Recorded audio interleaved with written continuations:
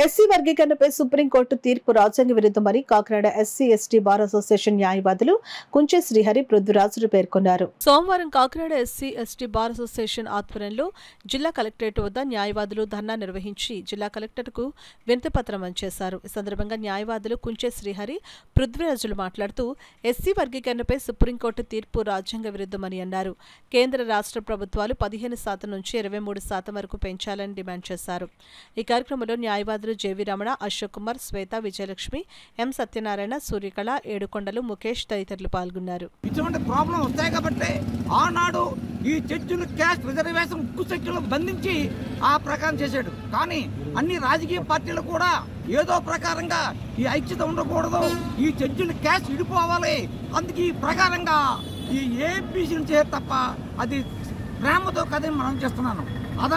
Other side కూడా తెలుసుకోవాలి, AP ఎంత ఉపయోగం ఉంది, ఎంత నష్టం ఉందో తెలుసుకోవాలి. 3 పార్టీ ద్వారా జరగాలి కాబట్టి ఓన్లీ ఫర్ సుప్రీంకోర్టు పార్లమెంట్ సంబంధం లేకుండా చేయింది కాబట్టి ఈనాడు ఇండియా లెవెల్లో మేము చేస్తున్నాం. ఇండియా లెవెల్లో ఎంటైర్ మాలా పీపుల్ స్ట్రైక్ చేస్తున్నారు. ఆ ప్రకారం చూసుకున్నట్లయితే మళ్ళీ పునః పరిశీలన కూడా చేయవలసి ఉంది. కాబట్టి ఇది మా కోరిక ఏమిటంటే ఈ పార్లమెంట్లో చేయకుండా రాజ్యాంగం ప్రకారంగా పరిధి లేకుండా సుప్రీంకోర్టులో చేశారు కాబట్టి ఇది నిలవదు. ఆ ప్రకారంగా మా క్యాస్ట్ పీపుల్ రేపు 11వ తారీఖు చేస్తున్నా కానీ సుప్రీంకోర్టు కూడా మా వాళ్ళు పిటిషన్ చేయరు కాబట్టి పునఃపరిశీలిస్తారని ఆశిస్తున్నాం. ఏ ప్రకారంగా కూడా ఇది ఇల్లీగల్గా జరిగిన జడ్జిమెంట్ ఆమోదించిన తర్వాత మాత్రమే వర్గీకరణ అవుతుంది. కానీ సుప్రీంకోర్టు పార్లమెంట్ను కూడా బైపాస్ చేసి ఈ యొక్క తీర్పుని ఇవ్వడం జరిగింది. అయితే ఈ తీర్పు రాజ్యాంగ విరుద్ధం కాబట్టి సుప్రీంకోర్టు ఈ తీర్పుని పునఃసమీక్షించాలని, అదేవిధంగా భారతదేశంలో ఉన్న 40 కోట్ల మంది ఎస్సీఎస్టీలు, 40 కోట్ల మంది జనాభా ఎస్సీఎస్టీలు ఉన్నారు. మెజారిటీ పీపుల్ ఎవరు కూడా వర్గీకరణ కోరుకోవట్లేదు.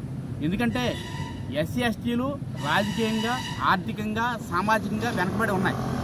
కేవలం ఏంటంటే వీళ్ళని విభజించి పాలించనే ధోరణిలో మాత్రమే ఈ వర్గీకరణ చేశారు. కొన్ని రాజకీయ పార్టీలు వాళ్ళ యొక్క అధికారాన్ని, అగ్రకులాల అధికారాన్ని నిలుపుకోవడానికి మాత్రమే ఈ వర్గీకరణ చేసి వీళ్ళని విడగొట్టి వాళ్ళు రాజకీయ లబ్ధి పొందుతున్నారు. ఆ కారణంగానే ఈ విభజించారు తప్ప దీంట్లో ఏమీ లేదు. కాబట్టి ఈ ఎస్సీ ఎస్టీలు మాత్రం ఎప్పటికీ ఐక్యంగానే ఉంటేనే రాజ్యాధికారం అనేది సాధ్యం అవుతుంది. రిజర్వేషన్లు అనేవి పెంచాలి తప్ప వర్గీకరణ చేయకూడదు.